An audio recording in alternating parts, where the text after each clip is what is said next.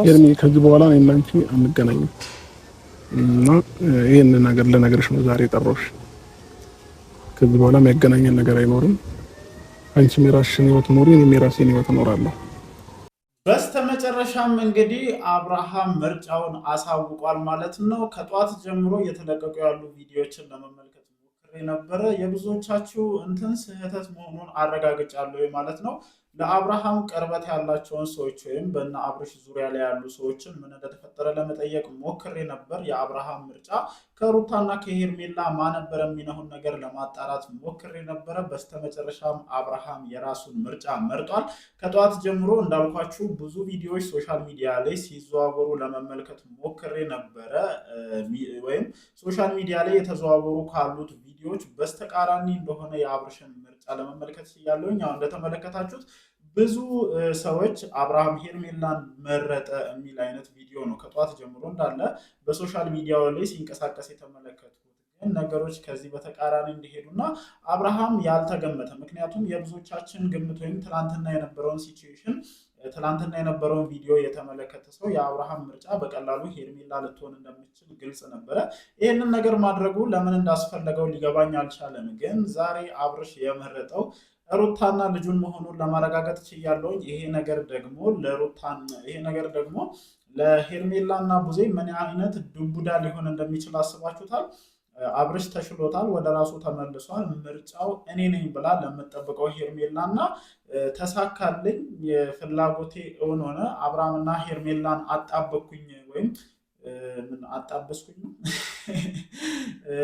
አብርሃምና ሄርሜላን አንድ ላይ ያደረኩኝ ብላ ለምታስበው ጊዜ ምን አይነት መርዶ ሊሆን እንደሚችል ብዙዎቻችሁ ተገምታላችሁ ብዬ አስባለሁኝ።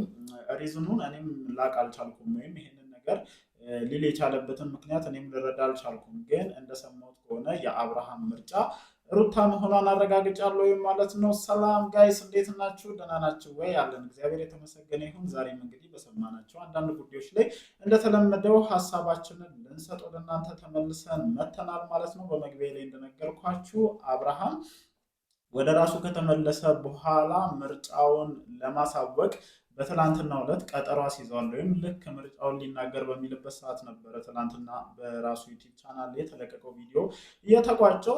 የብዙዎቻችን እንትን ነበረ፣ አብርሃም ማንን ይመርጥ ይሁን አሁን ወደ ራሱ ሲመለስ ከሩታ ጋር ወይስ ከሄርሜላ ጋር ይሁን የሚለው ብዙዎቻችንን ሲያወዛገብ የነበረ ጉዳይ ነበረ። ትላንትና የነበረውን ሲቹዌሽን የተመለከቱ አብዛኞቹ ሰዎች ወይም በእነሱ ዙሪያ ላይ ቪዲዮ የሚሰሩ ሰዎች በሙሉ አብርሃም ሄርሜላን እንደመረጠ እየተናገሩ ነበረ። ግን ነገሮች ከዚህ በተቃራኒ መሆናቸውን ለአብርሽ ቅርበት ያላቸውን ወይም እዛውና አብርሽ ጀማ የነበሩ ልጆችን ደውዬ ጠይቄ ለማጣራት ችያለሁ። ወይም በስተመጨረሻ አብርሃም ልጁና ሚስቱን መርጧል ማለት ነው።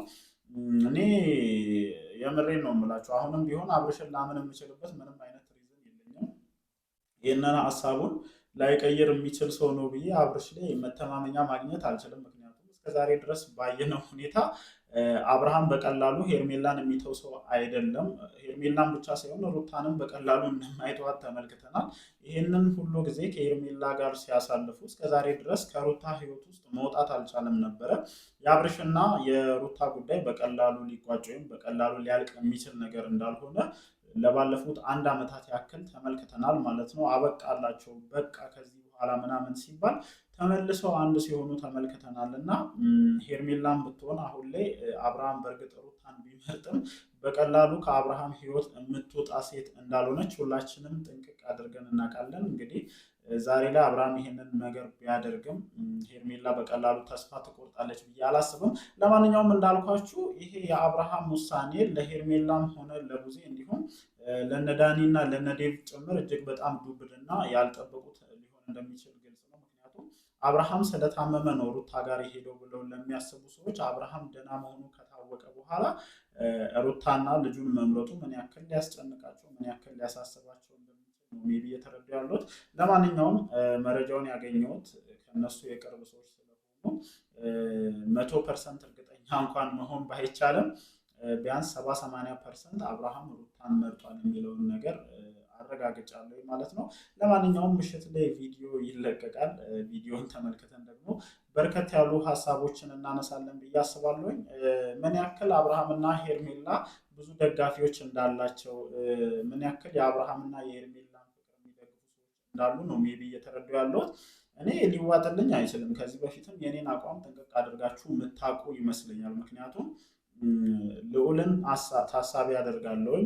አብርሃምና ሩታ ያሳለፉትን ነገር ታሳቢ አደርጋለሁኝ። አሁን ላይ ከሄርሜላ ጋር ማች ስላደረገ ስለገጠመ የሆኑ ሲታዩ ደስ የሚሉ ጥንዶች ስለሚመስሉ ብቻ የአብርሃምና የሄርሜላ ፍቅር ትክክል ነው ብዬ ልቀበል አልችልም። በቃ የማያስኬድ መንገድ ነው። በነገራችን ላይ እኔ ብቻ አይደለሁም እነጋሽዬም ይሄንን ከሄርሜላ ጋር ያለውን ግንኙነት እንደማይቀበሉት አስረግጠውት ነግረውታል።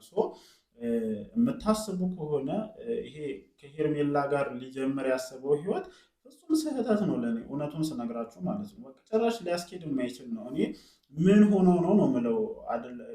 እንደውም ተውት እኮ የኦዲየንሱን ምናምን ተውት፣ ግን እነ ቡዜ ምን ሆነው ነው? እንዴት ቢያስቡ ነው? የፈለገ ሩታ ልታስቀይማቸው ትችላለች፣ ግን ነገ ከአብርሃም የተወለደው ልዑል አለና በጣም ነው የሚታዘባችሁ። በተለይ ደግሞ ወንድ ልጅ እናቱ ላይ የሚደረጉ ነገሮችን በቀላሉ ይመለከታል ብዬ አላስብም። እንዳልኳችሁ የእናንተ ጉዳይ በፋይል ተሰንዶ የተቀመጠ ነገር ነው።